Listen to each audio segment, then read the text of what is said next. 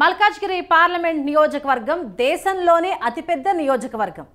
ఒక రకంగా చెప్పాలంటే ఆసియాలోనే ఈ నియోజకవర్గంలో ఉన్నంత మంది ఓటర్లు ఇంకెక్కడా ఉండరు. తాజా గణాంకాల ప్రకారం మల్కాజ్గిరి పార్లమెంట్ సెగ్మెంట్లో 35 లక్షల మంది ఓటర్లు ఉన్నారు. నియోజకవర్గాల పునర్విభజనలో భాగంగా ఈ సెగ్మెంట్ 2008లో ఏర్పడింది. రసవత్తర రాజకీయాలకు చిరునామాగా నిలిచే Malkajgiri నియోజకవర్గంపై special focus.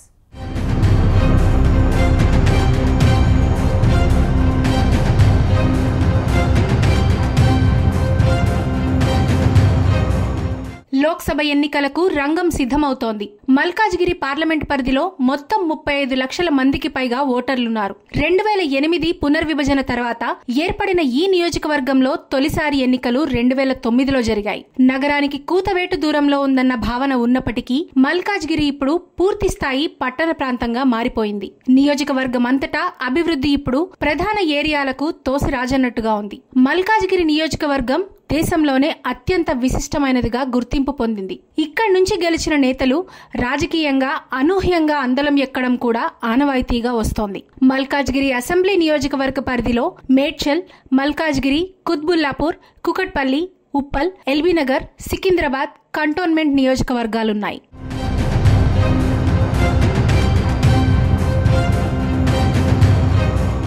Malkajgiri parliament segment కు తొలిసారిగా జరిగిన ఎన్నికల్లో ఇక్కడి నుంచి కాంగ్రెస్ పార్టీ సీనియర్ నేత మాజీ మంత్రి సర్వే సత్యనారాయణ విజయం సాధించారు. 1999లో టీడీపీ అభ్యర్థి భీమ్సేన్ పై సర్వే సుమారుగా 93,000 పైచిలుకు ఓట్లతో గెలుపొందారు. సర్వే సత్యనారాయణకు 3,88,000కు పైగా ఓట్లు లభించాయి. నాడు ప్రజారాజ్యం పార్టీ ప్రభావం నియోజకవర్గంపై స్పష్టంగా కనిపించింది. పీఆర్పీ అభ్యర్థిగా పోటీ చేసిన మాజీ మంత్రి దేవేంద్ర గౌడ్ ఎన్నికల్లో ఓడిపోయినప్పటికీ సుమారు 2,39,000 ఓట్లను పొందారు. ముక్కోణపు పోటీ హోరాహోరీగా జరిగింది. కాంగ్రెస్ అభ్యర్థి సర్వే సత్యనారాయణ ఎన్నికల్లో విజయం సాధించి ఆ తర్వాత కేంద్ర కేబినెట్ లోనూ చోటు దక్కించుకున్నారు. 2012-14 మధ్య సర్వే కేంద్ర రవాణా శాఖ సహాయ మంత్రిగా బాధ్యతలు చేపట్టారు.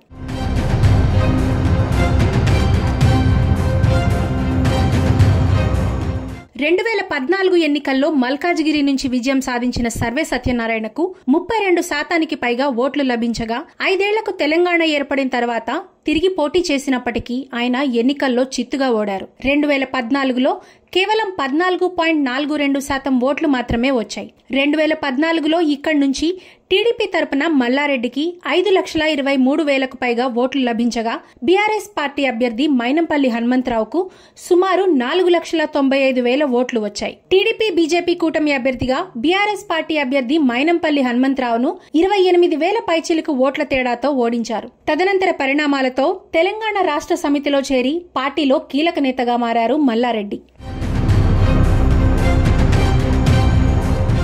2019లో జరిగిన ఎన్నికల్లో ఇక్కడి నుంచి ప్రస్తుత సీఎం రేవంత్ రెడ్డి ఎంపీగా విజయం సాధించారు. ముక్కోణపు పోటీలో బీజేపీ అభ్యర్థి రామచంద్రరావుకు 3,04,000కు పైగా ఓట్లు లభించగా బీఆర్ఎస్ అభ్యర్థి మర్రి రాజశేఖర్ కు 5,92,000కు పైగా ఓట్లు లభించాయి. కాంగ్రెస్ అభ్యర్థి రేవంత్ రెడ్డి 6,03,000కు పైగా ఓట్లు సాధించి 11,000 ఓట్ల ఆధిక్యంతో బీఆర్ఎస్ అభ్యర్థి మర్రి రాజశేఖర్ పై విజయం సాధించారు. మల్కాజ్గిరి నుంచి ఎవరు గెలిచినా కీలక స్థానాల్లోకి వెళ్తారన్నది తాజాగా మరోసారి రుజువు చేసింది. నాడు కొడంగల్ ఎమ్మెల్యేగా ఓడిన రేవంత్ ఆ తర్వాత 4 నెలల్లోనే మల్కాజ్గిరి నుంచి ఎంపీగా పోటీ చేసి విజయం సాధించి ఆ తర్వాత పీసీసీ చీఫ్ గా బాధ్యతలు చేపట్టి తాజాగా సీఎంగా ఎలివేట్ అయ్యారు.